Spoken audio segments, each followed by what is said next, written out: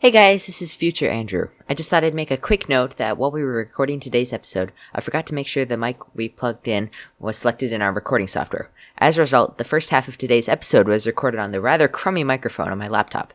About halfway through I realized my mistake and we paused to fix it. So I'd just like to apologize that the audio isn't up to our usual standard, and I promise to do my best to make sure this doesn't happen again in the future. Anyway, thanks for bearing with us even though we aren't perfect. And I hope you enjoyed today's episode. Hello, my name is Andrew, and welcome to the 24th episode of Faith Among Wolves. Today we're going to be doing a listener Q&A, right after this.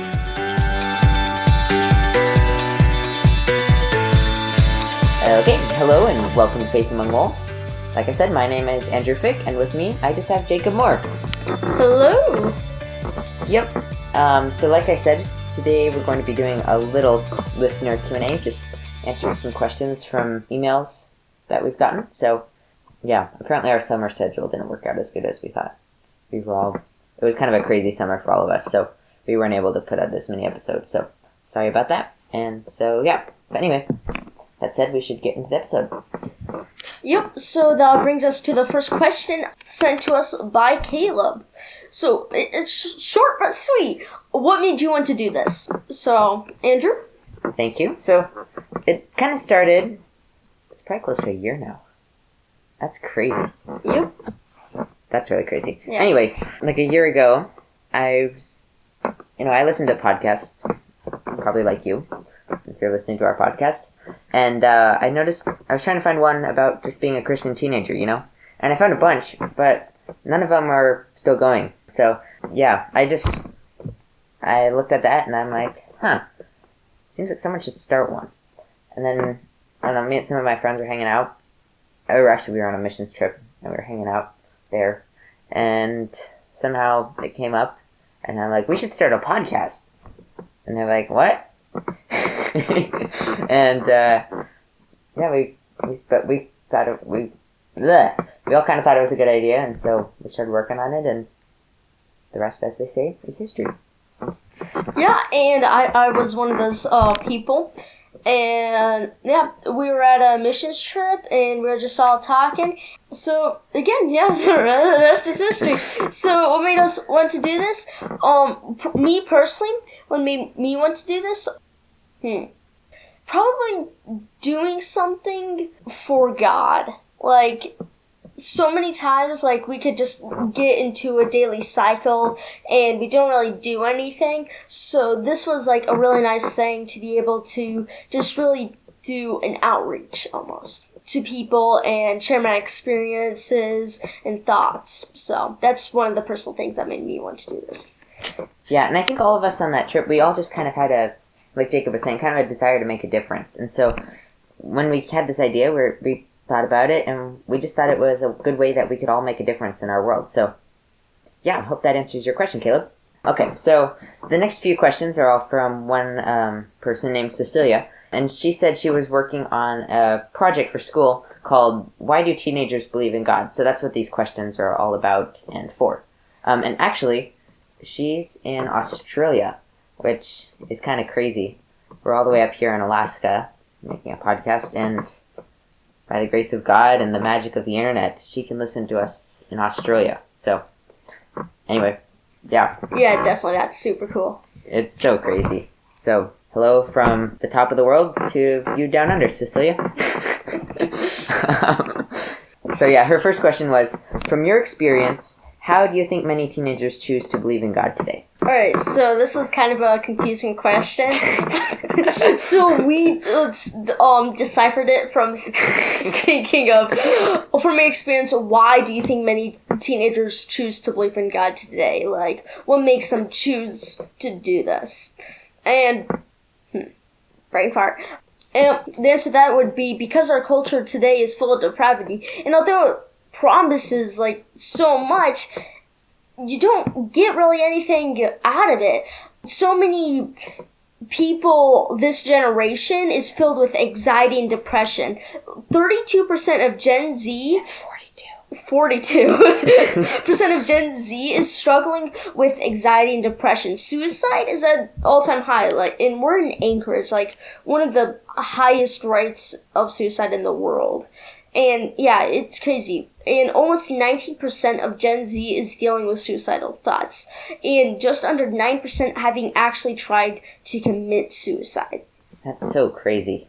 That's almost 10%. 1 out of every 10 teenagers of Gen Z has tried to commit suicide. That is really sad.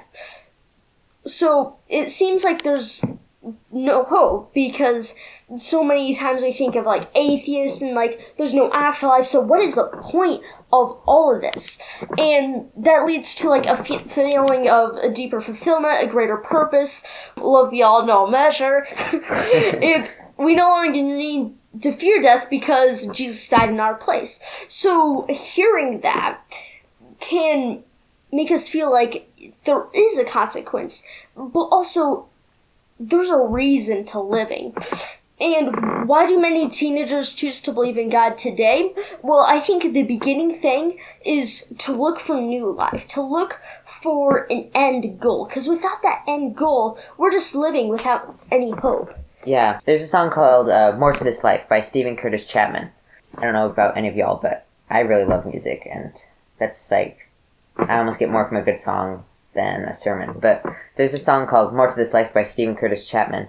One of the verses goes, "The old familiar story told in different ways. Make the most of your own journey from the cradle to the grave.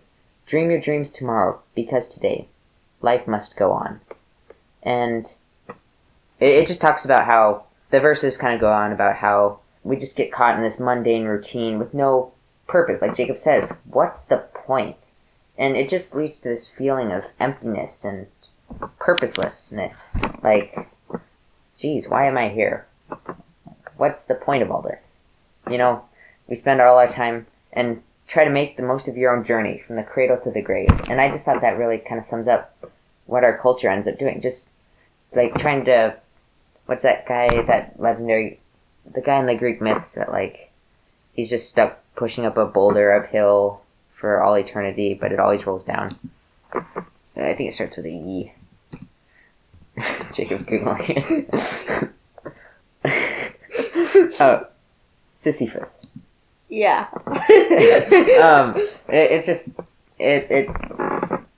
His job is to push a massive boulder up a steep hill, only for it to roll back down to the bottom when he neared the top. The cycle would repeat endlessly, making it a symbol of futile and pointless labor. And that's kind of how our life is without Jesus. We're just trying to get as much wealth or as much popularity as possible, but then when you die, it's kind of all for naught. So, yeah, that's... Yeah, and that's a huge thing with suicide, because if there's no hope, what's the point of continuing? Yeah, and, our culture tries finding that value, that purpose through all kinds of other things. You look at people trying to make money. People try to find that purpose in money. Some try to find it through friends or popularity. Some try to find it through supporting what they think is a good cause, saving the environment or saving turtles, popularizing paper straws. I don't know. Paper straws are a sin. Personal thought. But, all those things are good. But, without a greater purpose, they're kind of pointless. Yeah, I definitely agree. So. Yeah. Yeah. So we hope that answers your first question, Cecilia. And you actually gave us a few more questions. So the next one is, what do Christian teens often face when it comes to living out their faith or talking about it with others? What challenges? Yeah. Yeah. So, do you want to do this or should I? Okay. So, Jacob made a list of a few of them. First one is your comfort zone. We actually did a whole episode on this a few weeks ago, so if you want to hear more, you can go back and check that out. But basically, your comfort zone is like a wall that stops you from doing more things. And it's really nice and soft and comfortable and cozy and snuggly inside this comfort zone. But it stops you from doing a lot of things. There's not much you can do in there. It's just kind of boring. And so once you break through that wall, you can do so many things. There's so much you can do. And following Jesus often requires going past that wall of your comfort zone, stepping outside of that. Because as long as you're stuck inside that comfort zone, you're just that stuck. You're not doing anything. There's no progress. And that leads to a lack of fulfillment. So when you break down that comfort zone, you can do more things. So yeah, second one is pride and shame. You know, sometimes we're too proud to humble ourselves, wash other people's feet, you know, because we think we're so great. Or also shame. We think, oh, I've messed up too much. I don't have what it takes. I'm not good enough to do what God's calling me to do. The third one, I'm going so fast, is being afraid of what others might think. I heard a good sermon the other day that while other Christians in persecuted countries are gladly facing the sword for their faith, in America, we're paralyzed by the butter knife of rejection. Let that sink in. While other Christians in persecuted countries are gladly facing the sword for their faith, in America, we're paralyzed by the butter knife of rejection. And I know you're in Australia, Cecilia, so I'm sorry, I'm assuming things are kind of similar down there, but that's just how it is sometimes, you know? We're so afraid of being rejected by others when in places where Christians face more persecution, they're gladly willing to die for their faiths. So, yeah, just think about that. Yeah, and I heard the story, I don't know if it was mentioned on this podcast before, but in a country, I'm not too sure which, that was like highly against Christians, that they'd be persecuted and most of the time even killed for their faith. There's a special group that went in there to save some of the Christians. And one person got saved and was brought to America from that place.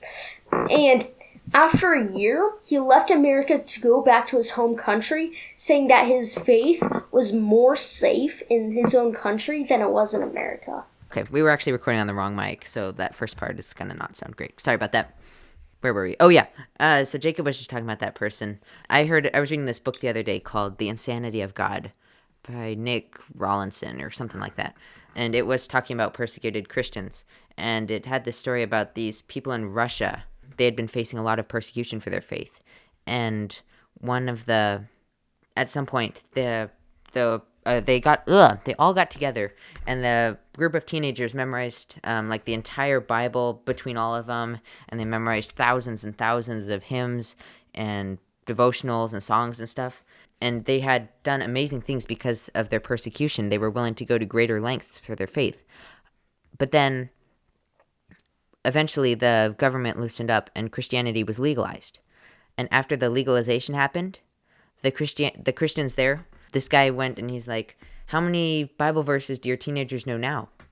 And they got kind of quiet and ashamed, and they're like, not much. And it's just sometimes that persecution can be something that drives your faith to go stronger. So sorry, we're on a rabbit trail right now, but maybe we'll do an episode about that later. Yeah, but I think that's a huge thing. Like, even though that might be for other people, it's still true for us teens. Like, if we step out of their comfort zone and actually face it, we'll find ourselves growing stronger and than we ever think we would have.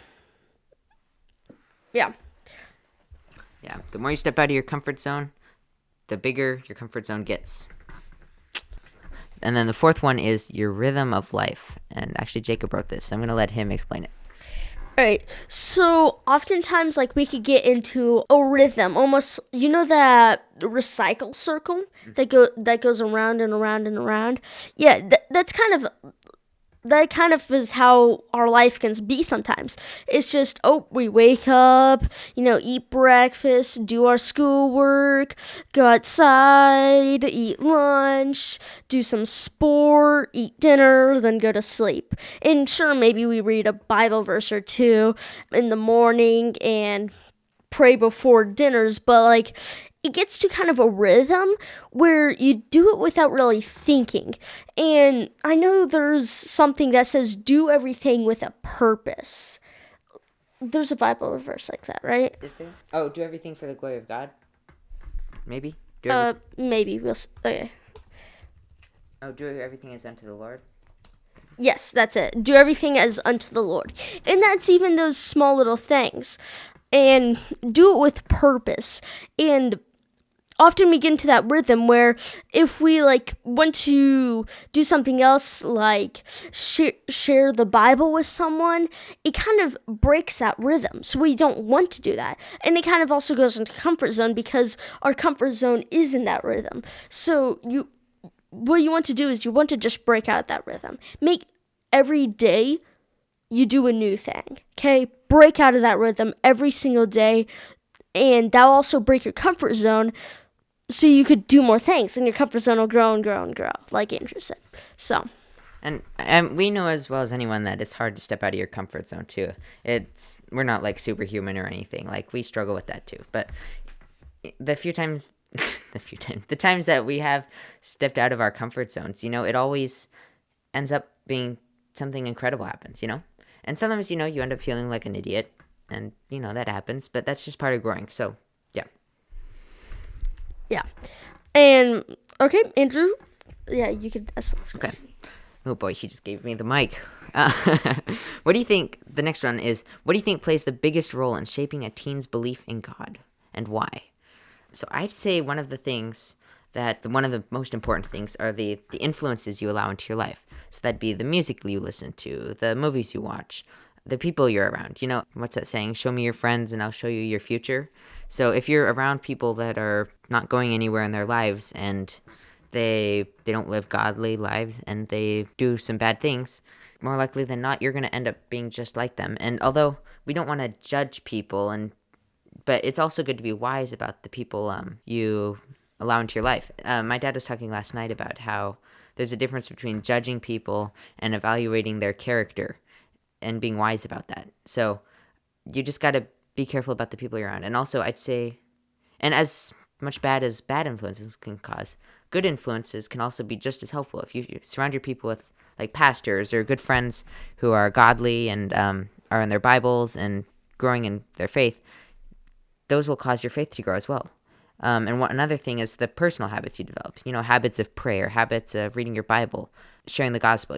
I know as well as anyone else that those can be hard to develop. But once you develop those habits and it starts feeling like harder to not do them than to do them. And yeah, just good to get God into your day-to-day. What about you, Jacob?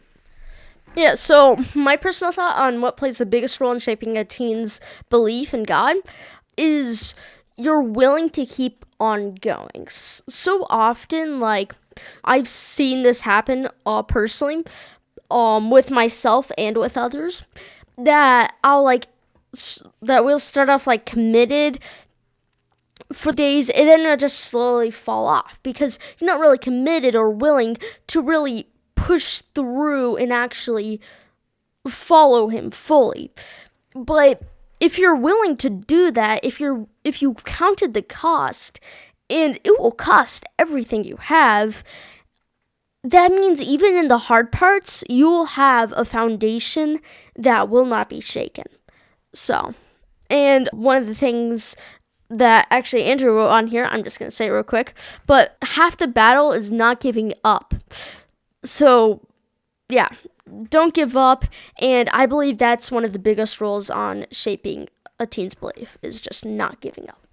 Yeah, I actually got that from a sermon I was listening to the other day.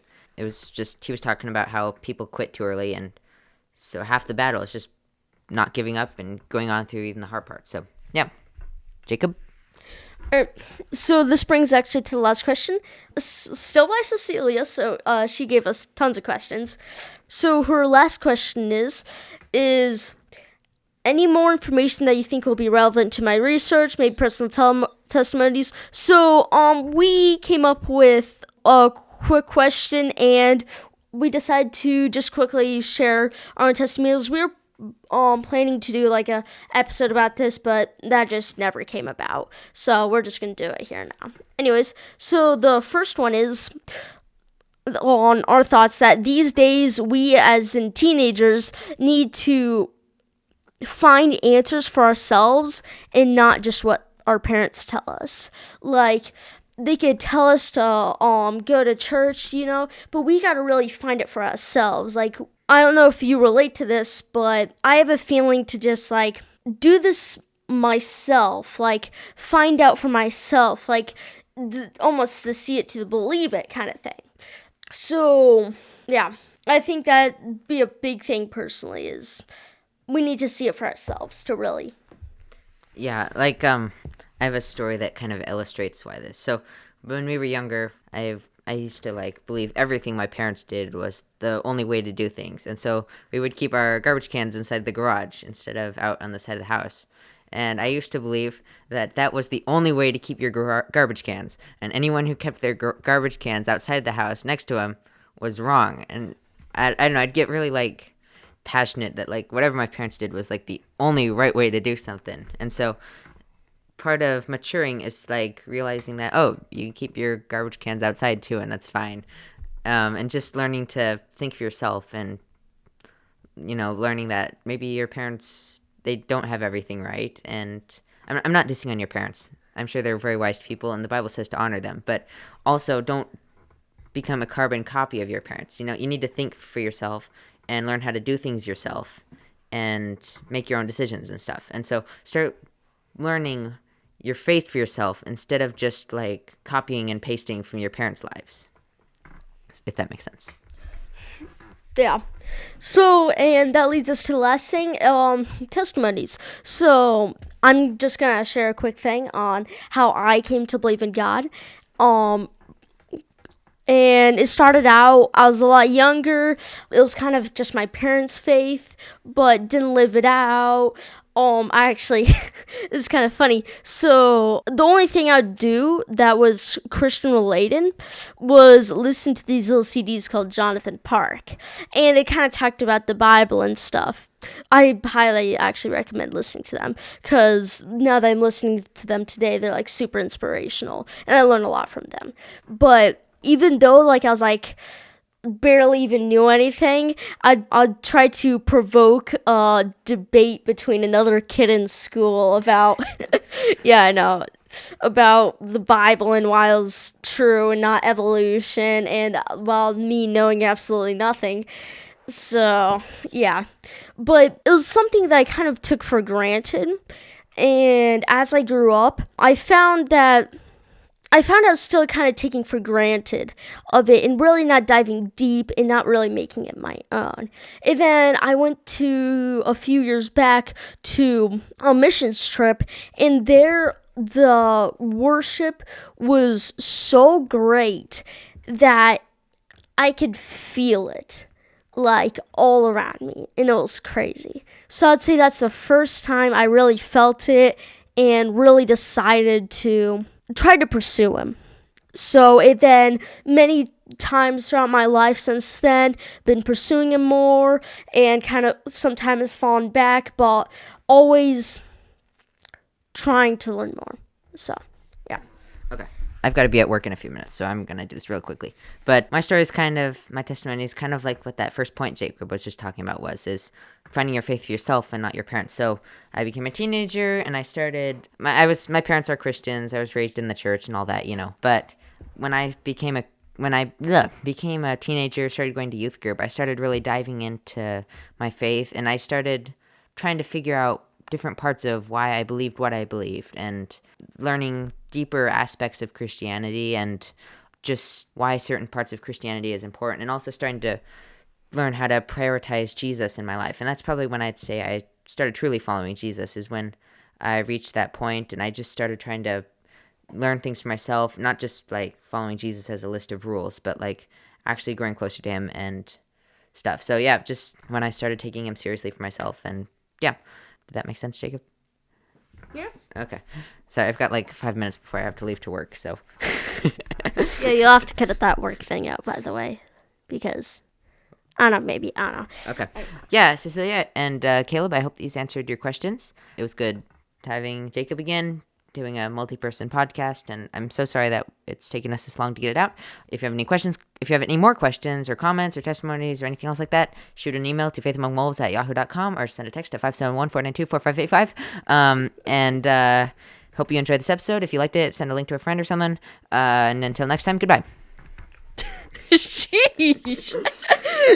Alright. Oh, yeah, see you guys later. And yeah, if you have any other questions, And again, this is our only first Q&A, so if we get enough questions, we will highly consider doing a second one, because I personally really enjoyed this. All right, peace out. Okay, bye.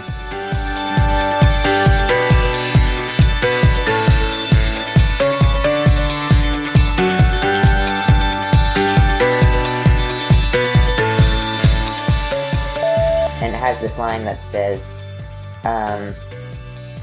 can I do looks in silent? Let me find the lyrics real quick.